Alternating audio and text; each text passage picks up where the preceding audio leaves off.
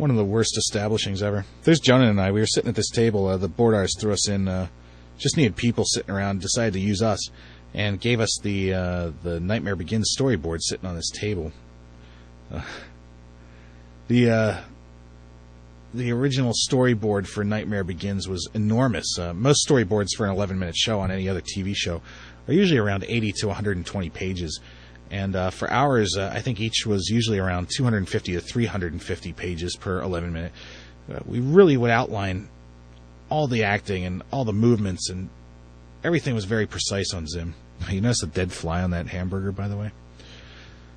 So the whole staff was amazed. Actually, I think a lot of Nickelodeon was just blown away by the fact that we had this enormous storyboard, and we just kept doing enormous storyboards. The storyboards were the backbone of this production.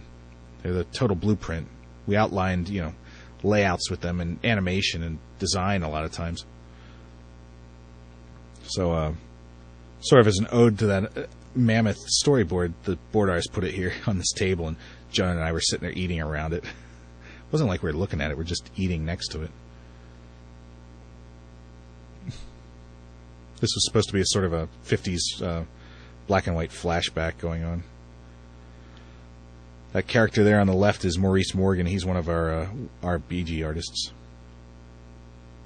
Original BG artists were Spencer Davis and Maurice Morgan.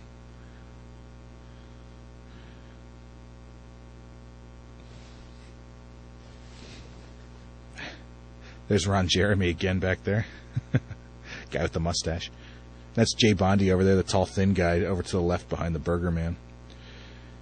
The end for this, this is basically how it was written, but this pause at the end with just Zim looking and blinking is actually the ending of a movie that we love by Todd Solondz called Happiness. Just an uncomfortable pause.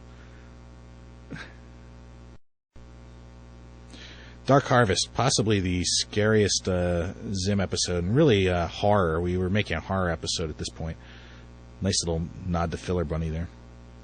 This was Eric Trueheart's first script. I guess Rob Hummel had something to do with it, but Eric Trueheart came onto the show and just right off wrote this script. And this script, I think, aside from The Nightmare Begins, was the first approved script.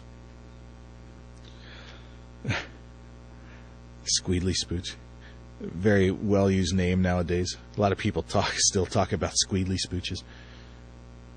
It was a really good idea. Originally, I think it was written by this guy, Artie, who he had come from that 70s show. He was on the first season or two of the 70s show by Carsey Warner over at the CBS lot on Radford. And that guy worked for us before I ever came onto the show as the main script editor.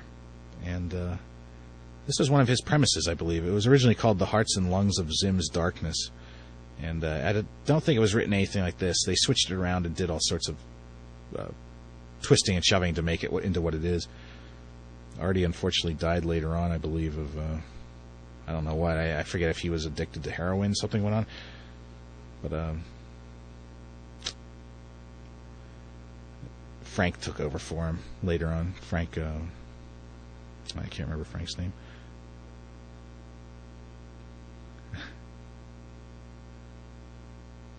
It was always great. Sometimes you'd come into Miss Bitter's class. She'd always be talking. She'd be babbling about the most horrific things. She's not really teaching the students anything. She's just babbling about horrible things in the past or horrible possibilities of the future.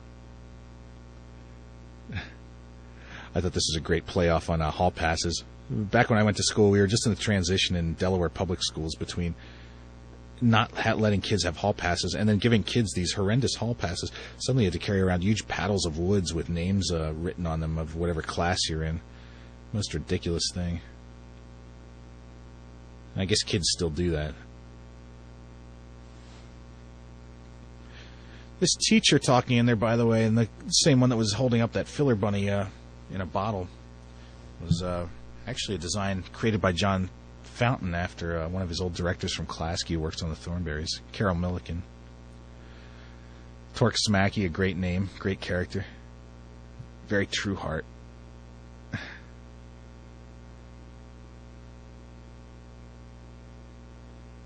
Although this isn't Torque Smacky.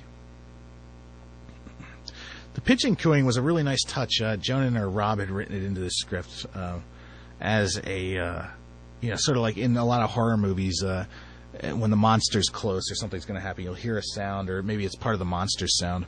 You'll hear something that's just lets you know that monster's close, and that's what that pigeon was supposed to be.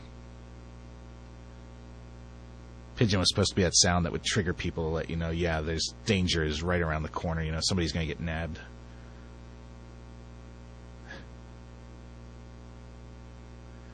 Originally, the scene had a little bit extra to it. It was Dib looking at the watch, or at the clock on the wall, and the clock is ticking up. It's almost time to get out of school or out of class, and the clock kept ticking up. As another second or another minute, and then finally it slows down. I think the arm slowly slows down as Dib's watching it. And you're cutting between Dib and the clock, and then it starts to actually tick backwards, and that's when Dib loses his mind, snaps the pencil, and shoves it up his nose.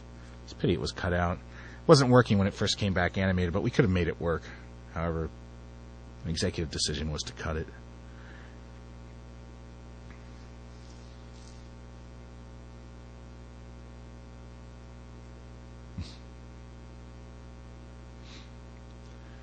I really like the goggle vision. It took us a while to work this out with the 3D guys, but I think it looks really pretty cool. Very simple, but very effective.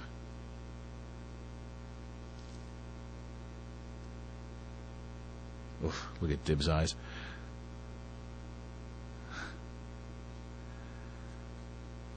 This episode was our real foray into actual horror. It was great to do an episode like this. I was nominated for directing it at the Annies in 2001. I'd submitted it, I think, myself. It was good to be nominated for it. At least we were recognized that far. Really fun episode, really weird. And like I had said in another episode's voiceover track, that this episode really would make kids cry. Really could make kids, take them right to the edge of their seat and pull them right back. This is great. As you bring people into this horrible reality, as the horror just basically becomes absolute, it just diffuses into a fun set of jokes at the end of the show.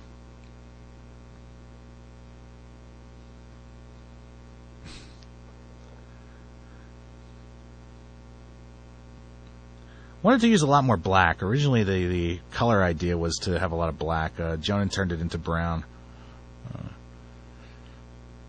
I talked to Jay Bondi about it. What my original idea for the color of this was, which was never carried out, was that as the show went on further and further into each consecutive piece of the hallway, the school would actually, and the backgrounds would get more black and red. Sort of reminiscent of the interior of the body, and sort of just become very harsh colors. It would almost become chiaroscuro, black and white, but with red, white, and black.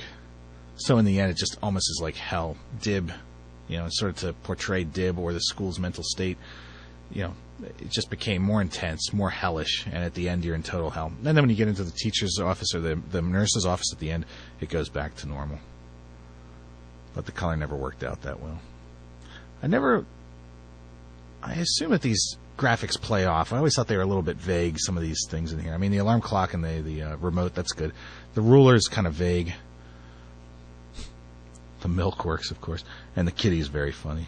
Although, if you think about it, that's right down where her sexual organs are. And there's another name for that that's very similar to kitty cat, or another word for cat.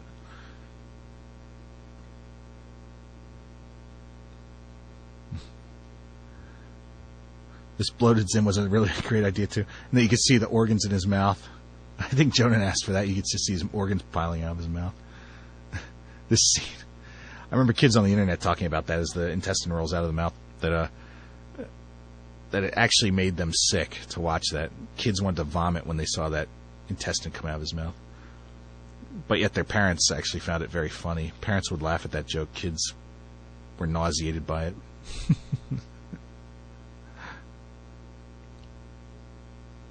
There's Torque Smacky. Torque shows up again and again in the show.